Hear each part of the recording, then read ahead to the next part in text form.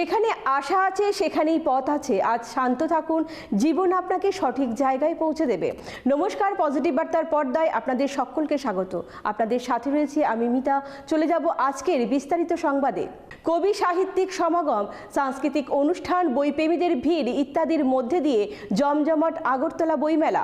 সুন্দর মনোরম আবেগঘন পরিবেশে বই ক্রয় করতে প্রতিদিন ভিড় জমাতে থাকেন পুস্তক প্রেমীরা। 2 জানুয়ারি রাজ্যের মুখ্যমন্ত্রী ডক্টর মানিক সাহার হাত ধরে রাজধানীর হাপানিয়াস্থিত আন্তর্জাতিক মেলা প্রাঙ্গণে শুরু হয়েছে 44তম আগরতলা বইমেলা। দেখতে দেখতে মেলা এক সপ্তাহ গড়িয়েছে। শুক্রবার অষ্টম দিনেও আগরতলা বইমেলায় দর্শনার্থীদের ভিড় প্রত্যক্ষ করা যায়। দূর দূরান্ত থেকে বইপ্রেমীরা বই ক্রয় করতে আসেন। মেলায় যাতায়াতের জন্য রয়েছে সরকারি বাস। প্রতিদিন বিকাল থেকে রাত পর্যন্ত বিনা ভাড়ায় বইমেলায় যাত্রী পরিবহন করছে। সন্ধ্যা ঘনিয়ে আসতেই শীতকে উপেক্ষা করে বইপ্রেমীরা মেলায় ভিড় জমাতে শুরু করেন। মেলাকে জাঁকজমকপূর্ণ রূপ দিতে প্রতিদিন মেলা প্রাঙ্গণে হচ্ছে কবি সাহিত্যিক সম্মেলন, সাংস্কৃতিক অনুষ্ঠান ইত্যাদি। রাজ্যের স্বনামধন্য শিল্পীরা মেলায় সঙ্গীত ও নৃত্য পরিবেশন করছেন। ফলে সন্ধ্যা হতেই মেলা প্রাঙ্গণ উৎসবের রূপ নেয়। বইমেলা শুধুমাত্র বই বিক্রি করছে এমনটাই নয়, এই মেলায় বিভিন্ন খাবারের দোকানও রয়েছে। একদিকে চলছে বই ক্রয় বিক্রয়, অন্যদিকে চলছে খাবার গ্রহণ। ফলে এই মেলা ক্রেতা বিক্রেতাদের জন্য একটা বিনোদনের কেন্দ্রস্থলে পরিণত হয়েছে।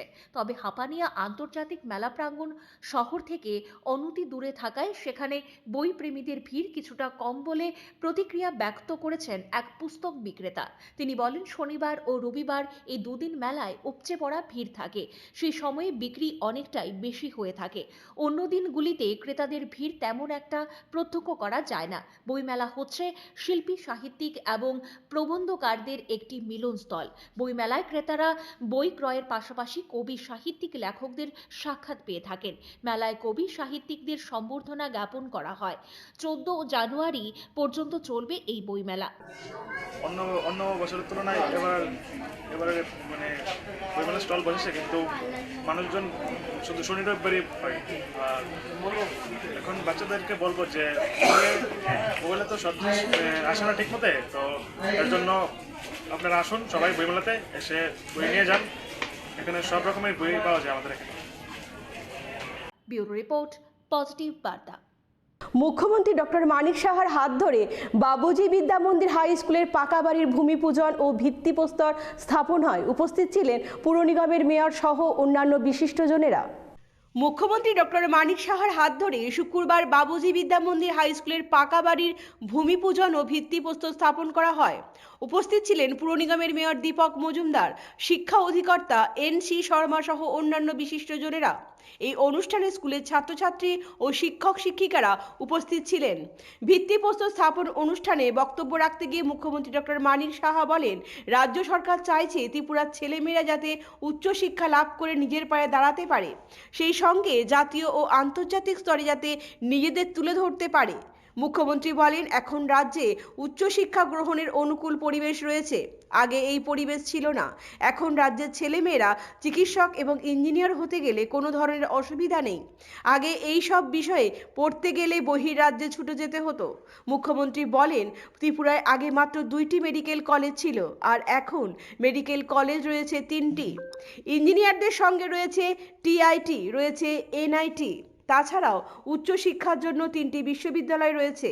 ছাত্রছাত্রীদের পড়াশোনার জন্য আরও বেশি উদ্বুদ্ধ করতে তাদেরকে স্টাইপেন্ড প্রদান করা হচ্ছে।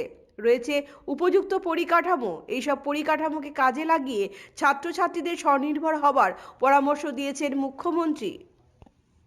ব্যুরো রিপোর্ট, পজিটিভ বার্তা। রাজ্যে বাড়ছে শীতের কামড়। পারদ ক্রমশই নিম্নমুখী। সর্বনিম্ন তাপমাত্রা 7 থেকে 8 ডিগ্রি সেলসিয়াসে এসে দাঁড়িয়েছে। কনকনের শীতে জুবুথুবু রাজ্যের মানুষ। এখন ভোর শীতকাল চলছে। শীতের তীব্রতা দিনকে দিন বেড়েই চলেছে। শিশু থেকে বৃদ্ধ সকলেই শীতে জুবুথুবু। সন্ধ্যা ঘনিয়ে আসতেই শুরু হয়ে যায় শীতের কামড়। একদিকে কনকনে শীত, অন্যদিকে ঘন কুয়াশা। পাল্লা দিয়ে বাড়তে থাকে উত্তরের হাওয়ার দাপটও। স্বভাবতই শীতে জুবুথুবু শিশু থেকে বৃদ্ধ সকলেই। শুক্রবার দিনের সর্বোচ্চ তাপমাত্রা ছিল 26 ডিগ্রি সেলসিয়াস আর সর্বনিম্ন তাপমাত্রা ছিল 13 ডিগ্রি সেলসিয়াস। আকাশে হালকা মেঘ রয়েছে, তবে বৃষ্টির কোনো সম্ভাবনা আপাতত নেই। উত্তরের হাওয়ার গতি 7 কিলোমিটার প্রতি ঘন্টা। সন্ধ্যায় উত্তরের হাওয়া বইবে 11 কিলোমিটার প্রতি ঘন্টায়।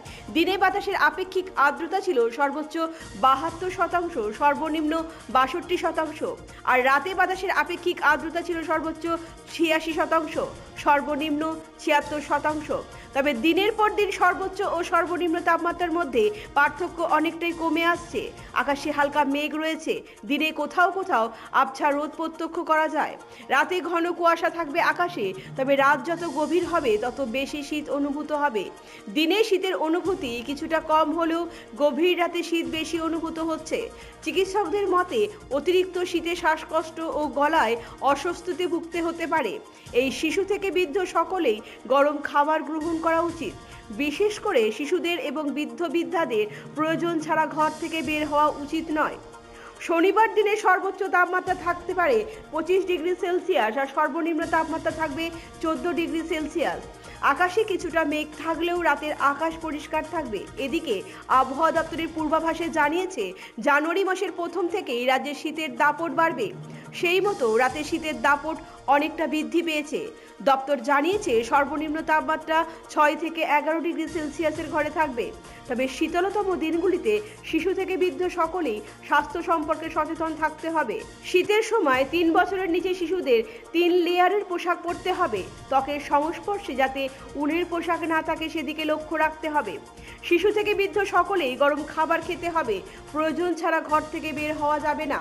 শিশুদের ও বৃদ্ধদের উষ্ণ গরম জলে স্নান করতে হবে।